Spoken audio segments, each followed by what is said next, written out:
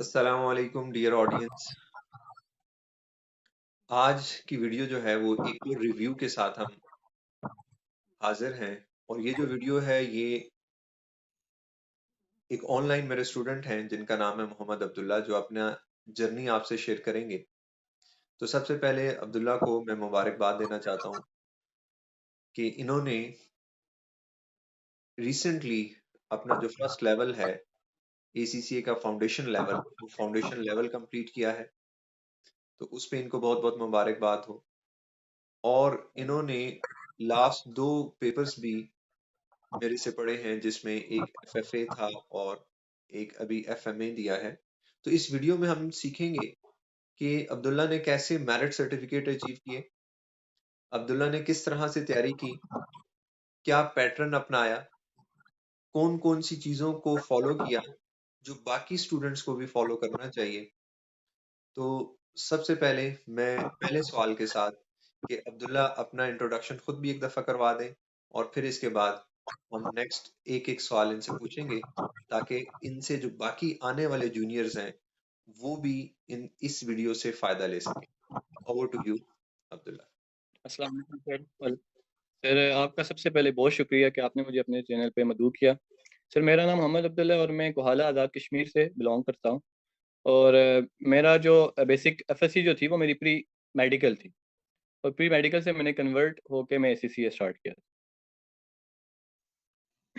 तो यहाँ पे देखें, एक बात जो अक्सर स्टूडेंट कहते हैं कि प्री मेडिकल वाले जो स्टूडेंट्स ACCA में आते हैं, प्री मेडिकल की जो शायद जो स्कीम है वो समझते हैं कि ये ACCA स्कीम नहीं, या वो कर नहीं सकते। तो आपको क्या डिफिकल्टीज फेस करनी पड़ी आफ्टर प्री मेडिकल के? अगर आपने मैथ्स पढ़ी होती तो क्या डिफरेंस होना था? सर, ये है कि मैथ्स अगर पढ़ी होती तो मे बी के अगर हम एंट्रेंस लेवल पे देखें, लेकिन आसानी हो जाती। लेकिन एसीसीए में उन्होंने ये किया कि जो फाउंडेशन डिप्लोमा है आपका, उसमें मैंने एक चीज़ देखी है कि वो आपको बिल्कुल बेसिक से लेकर स्टार्ट करते हैं। अगर आपकी फील्ड प्री मेडिकल से भी है या प्री इंजीनियरिंग से भी है, आपको वो एक पैटर्न पे चढ़ा देंगे ताकि फिर आप आगे इजीली निकल जाएं। तो सर, अल्हम्दुलिल्लाह मुझे कोई ऐसी मुश्किल फेस करनी नहीं पड़ी, था कि मेरा प्री मेडिकल से बिलोंग करता था। तो ठीक रहा सर। अच्छा, सबसे पहले आप अभी, क्योंकि आपने रिसेंटली FMA का पेपर पास किया, तो FMA का आप सबसे पहले हमें शेयर करें, क्योंकि मैं जिस चीज़ पे ज़्यादा फोकस करवाता हूँ वो MTQs हैं। वो कौन से 3 MTQs आपको आए थे, कि ताकि उन उन्हीं एरियाज पे ज़्यादा फोकस किया जाए, बाकी स्टूडेंट्स भी उस पे ज़्यादा फोकस करें। तो वो 3 MTQs अगर आपको याद हों, वो कौन-कौन से थे, किस-किस एरिया से थे, तो वो ज़रूर डिस्कस करें। जी सर। सर, वो एमटीक्यूज की अगर आप बात करें तो जैसे आपने बताया था, बेसिक जो तीन इम्पोर्टेंट चैप्टर्स हैं, आप कह सकते हैं पार्ट्स हैं, जो कि एमटीक्यू के लिहाज से इम्पोर्टेंट हैं। एक बजटिंग था, एक स्टैंडर्ड कॉस्टिंग था और एक परफॉर्मेंस मेजरमेंट था। तो बेसिक मुझे भी एमटीक्यूज इन्हीं तीनों चैप्टर से आए थे। और दो जो एमटीक्यूज थे मेरे, एक कैपिटल बजटिंग का था और एक स्टैंडर्ड कॉस्टिंग का था। वो एग्जैक्टली वही एमटीक्यूज थे जो कि आपके यूट्यूब चैनल पर मौजूद हैं। सही। तो ऑलमोस्ट ये था कि मुझे अब दो एमटीक्यूज अगर आपको आ जाएं तो आप वैसे ही रिलैक्स हो जाएंगे, क्योंकि और मेरा पेपर भी एमटीक्यूज में मुझे ऑलमोस्ट सर 20 मिनट में, मैं आई थिंक 20-30 मिनट में मैं तीनों एमटीक्यूज कर चुका था। तो वही एमटीक्यूज दोनों स्टैंडर्ड कॉस्टिंग और जो कैपिटल बजटिंग थे वो आपके एमटी चैनल से ही आए थे, यूट्यूब चैनल से ही थे। सही, सही। जी और आपने MCQs का एरिया कौन-सा था? MCQs कहाँ-कहाँ से आपको ज़्यादा नज़र आए? अच्छा, एमसीक्यूज अगर देखें तो ये जो एमटीक्यूज के चैप्टर्स हैं, मुझे इनसे एमसीक्यूज कम नजर आए सर। हुँ, बाकी वो जो चैप्टर्स रह जाते हैं उनसे ज़्यादा टच करता है। और एमसीक्यूज़ की अगर आप बात करें तो जो सर आपके बल्कि चैनल पे ही जो एमसीक्यूज़ मौजूद हैं, बल्कि लास्ट वीक जो है मेरे एग्जाम का लास्ट वीक, मैंने जस्ट आपके जो चैनल है उसके जो एमसीक्यूज़ थे और जो हमने क्लास में डिस्कस किए थे, मैं वही करके गया था। और ऑलमोस्ट 35 में से सर 20 से 25 एमसीक्यूज़ वो थे जो कि आपने हमें करवाए थे। चलिए, गुड, माशाल्लाह। अच्छा, आपने कौन-सी बुक को फ़ॉलो किया? कितने मंथ्स के अंदर, कितने टाइम पीरियड के अंदर ये पेपर तैयार किया? अच्छा सर, मैंने स्टार्ट किया था 15 फेब को किया था और 13 अप्रैल को मैंने एग्ज़ाम दे दिया। मतलब ऑलमोस्ट 2 मंथ्स मुझे लगे। और जो बुक थी वो कैपलान को मैंने फॉलो किया, और किट बेसिक जो मैंने किट की थी वो बीपीपी की थी। बीपीपी। जी। अच्छा, इसमें F2 के बारे में बहुत सारे स्टूडेंट्स, मुझे लास्ट वीक में भी कुछ बच्चों ने कहा कि F2 बहुत मुश्किल पेपर है, पास नहीं होता, पास नहीं होता। तो जी सर। आप इस सेंटेंस के बारे में क्या अपनी राय देते हैं कि F2 पास नहीं होता, या F2 क्यों मुश्किल है, या क्यों लोग इसे मुश्किल समझते हैं? अच्छा सर, अगर आप ये देखें तो MA2 तक मेरा भी यही जहन था। MA2 तक मैंने भी यही सोचा था कि मैनेजमेंट थोड़ी डिफिकल्ट है, और फाइनेंशियल मुझे आसान लगती थी फाइनेंस पढ़ना। मैनेजमेंट में मेरा MA2 में भी मैंने मुश्किल से आप कह सकते हैं कि मैं बस क्लियर किया था। तो बस जब मैं अभी सर आपसे जब मैंने ऑनलाइन क्लासेस स्टार्ट की हैं तो मुझे एज सच कोई डिफिकल्टी फेस नहीं करनी पड़ी, था कि 2 माह के अंदर पेपर करना। अब मैंने F3 भी इसी तरह किया था 2 माह के अंदर, और F2 भी मैंने 2 माह के अंदर कर लिया। तो सर आपसे जब मैंने लेक्चर्स लिए तो मुझे एज सच कोई मुश्किल फेस करनी नहीं पड़ी। उसके लिए तो सर आई थिंक मेरे ख्याल से आपको ये है कि डेडिकेशन, एक टाइम पंक्चुअलिटी के साथ आप काम करें, फिर आपको कोई मुश्किल फेस नहीं करनी पड़ेगी, बेशक वो MA2 हो या F2 हो या F3 हो। सही। चलिए, ये तो हमारा F2 के बारे में था। इससे पहले जो आपने पेपर दिया F3 का, उसमें भी माशाल्लाह आपका मेरिट सर्टिफिकेट था। तो जी उसके सर। हवाले से बताएं कि वहां पे जो दो आपके एमटीक्यूज आए थे वो कौन से थे? एक तो मुझे श्योर है कि कंसोलिडेशन होगा, तो दूसरा आपका जी एमटीक्यूज सर। कौन सा था? और एमसीक्यूज के क्या लेवल थे? कौन सी आपने बुक इस्तेमाल की?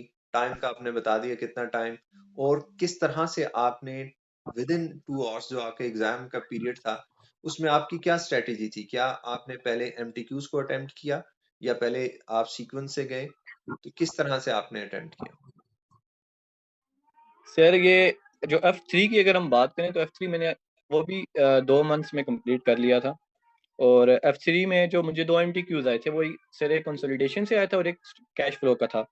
तो जो कंसोलिडेशन का था वो तो एग्जैक्टली हमने क्लास में सर किया था, ऑनलाइन आपने करवाया था, वो एग्जैक्टली सेम आ गया था। और कैश फ्लो का भी वही था जो कि आपके चैनल पर मौजूद है, और जो क्लास में किया था उनमें से ऑलमोस्ट एक बरल था, क्योंकि उसमें भी मैंने 25 से 30 मिनट में दोनों MTQs में कंप्लीट कर चुका था। तो अगर आप पेपर पैटर्न की बात करें तो पेपर सबसे पहले सर वही मैंने MCQs किए। MCQs के साथ मैंने उसके बाद MTQs स्टार्ट किए थे। और MCQs जो थे वो ऑलमोस्ट सर जो आपके चैनल पे 3 मॉक्स पड़े हुए हैं, अपलोड किए मैं 3 मॉक्स में, लास्ट वीक मैंने वही किए थे। और एग्जैक्टली ऑलमोस्ट जो पेपर का पैटर्न होता है सर वही वो आपके चैनल वाला ही है। बेशक वो कैलकुलेशंस में नंबर चेंज कर सकता है, लेकिन क्वेश्चन का पैटर्न वही है जो आपके चैनल पर मौजूद है। तो मैंने लास्ट टाइम वही किए थे, और MCQs ऑलमोस्ट उधर से भी 18 से 20 MCQs मुझे एग्जैक्टली सेम आ गए। अभी रिसेंटली मैंने उसमें 3 जो है वो मॉक्स और अपलोड कर दिए हैं, अब वो 6 मॉक्स हो गए। और इसमें अभी जी बल्कि सर। कल परसों ही आपसे बात करने से पहले भी 2-3 दिन पहले भी एक मेरे पास सीबी हुआ है जिसमें काफी बच्चों ने 90 प्लस भी लिया है। तो एज अ टीचर खुशी भी होती है आप लोगों को देख के, सक्सेस देख के। और ये जो बाकी सारे लोग वीडियो देखेंगे या देख रहे हैं अभी भी, ये मेरी पहली फेस टू फेस मुलाकात है, और वो इसी वीडियो में हुई है अब्दुल्ला से। जी सर। वरना हमारा बिल्कुल राब्ता रहा ड्यूरिंग क्लासेस भी। मैं इनको आवाज से पहचानता था, तो मुझे तो ये शायद देख के पहचान लेते कहीं और। तो अगर मुझे कहीं और नजर आते अब्दुल्ला, तो मुझे मैं पहचान ना सकता। अक्सर ऐसा होता है कि अब डिफरेंट, जब ऐसे भी ही। मैं बाहर जाता हूँ, जब से यूट्यूब खास तौर पे, तो यूट्यूब के बहुत सारे ये जो सब्सक्राइबर आए और उन्होंने देखा, तो इवन अब वो मुझे पहचान रहे होते हैं। डिफरेंट सिटीज में भी जाना होता है तो बड़े बहुत सारे स्टूडेंट्स हैं। तो ये स्टूडेंट्स का ट्रस्ट है जो इतने सारे ऐसे चैनल को देख रहे हैं डेली बेसिस पे, जो almost 100 hours watch time daily आ रहा है। तो ये आप सबका ट्रस्ट है। और मेरी भी कोशिश रहेगी, जिस तरह आपने अब्दुल्ला की बातें सुनी और जितने बाकी लोग जो ये चैनल देखते हैं, कि आपके लिए मजीद और क्या क्या इम्प्रूव किया जाए। मैंने अब अभी तक यूट्यूब को उस तरह सीरियसली नहीं लिया था। मेरा सिर्फ एक ही ऑब्जेक्टिव था कि जितना मैक्सिमम बच्चों को सपोर्ट किया जा सके, और क्योंकि मैं फिजिकली क्लासेस भी ले रहा हूँ उसके साथ कुछ ना कुछ मैं ऐड कर सकूं। तो वो एक कोशिश थी, और उस खुशी होती है कि उस कोशिश से बहुत सारे लोगों को फायदा हुआ। और आप ये जान के हैरान होंगे कि दूसरे नंबर पे जहाँ पे ये चैनल देखा जा रहा है, पहले नंबर पे तो ऑब्वियसली पाकिस्तान है, और दूसरे नंबर पे हमें लगता था कि ये इंडिया होगा, वो नेपाल है। और फिर तीसरे चौथे नंबर पे जाके शायद इंडिया आता है। तो जो ऑडियंस है वो 30% ऑडियंस जो है वो है जो पाकिस्तानी नहीं है। तो इसका मतलब ये है कि ये बाकी दुनिया में भी देखा जा रहा है। और इंशाल्लाह मेरी कोशिश ये है कि हम फुल लेक्चर्स भी स्टार्ट करें और जिसमें हम लैंग्वेज जो है वो इंग्लिश रखें, ताकि ज्यादा से ज्यादा लोगों तक बेनिफिट हो सके, ज्यादा से ज्यादा लोगों तक पहुंचाया जा सके। और आप इंशाल्लाह अब आने वाले दिनों में सर इस चैनल में बहुत बड़ी चेंजेस देखेंगे, क्वालिटी वाइज, जो क्वालिटी ऑफ वीडियोस के हवाले से। क्योंकि अब मैंने ये प्लान ये किया है कि आने वाले दिनों में हम इसको किस तरह से इम्प्रूव करें। हम पहले मैं इंडिविजुअली चीज़ों को देख रहा था, तो थोड़ा सा अक्सर बच्चों की भी क्यूरीज भी देख रहा था, साथ मॉक्स प्रॉपरली टाइम से अपलोड नहीं होते थे। बने हुए मॉक्स बहुत सारे अभी भी स्टिल मेरे पास जो मॉक्स पड़े हुए हैं, आप जिस तरह ऑनलाइन पढ़ रहे थे आपने देखे हैं कि कितने सारे मॉक्स और कितना सारा डाटा है। तो अब हमने पूरा एक टीम की सूरत में इंशाल्लाह ये सारी चीजें आपको मिलेंगी। तो अब्दुल्ला आखिर में कोई और चीज भी ऐड करना चाहें तो वो जरूर ऐड जी करेंगे। सर मैं जी।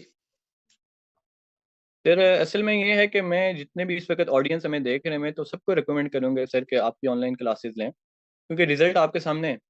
ऑलमोस्ट 4 मंथ्स के अंदर मैंने F2 और F3 दोनों कंप्लीट किए हैं सर, आप आपसे ऑनलाइन क्लासेस लेके। अब असल में ये है कि मतलब जो स्टूडेंट्स हॉस्टल में हैं, उनके लिए आपके लिविंग एक्सपेंस अलग होंगे, ट्रैवलिंग एक्सपेंस अलग होंगे, आपका टाइम सेव करना आपके लिए मुश्किल है। अगर आप ऑनलाइन पे आ जाएंगे आपके लिए बहुत ईजी रहेगा, टाइम भी सेव हो जाएगा, आपके आपके एक्सपेंस भी सेव हो जाएंगे। और अल्हम्दुलिल्लाह सर से अगर आप क्लासेस लेते हैं तो आपको मेरे ख्याल से कोई मुश्किल फेस नहीं आएगी। आप बस एक किट करें और सर के मॉक्स और MTQs कर लें, इंशाल्लाह आपके एग्जाम्स क्लियर होते जाएंगे।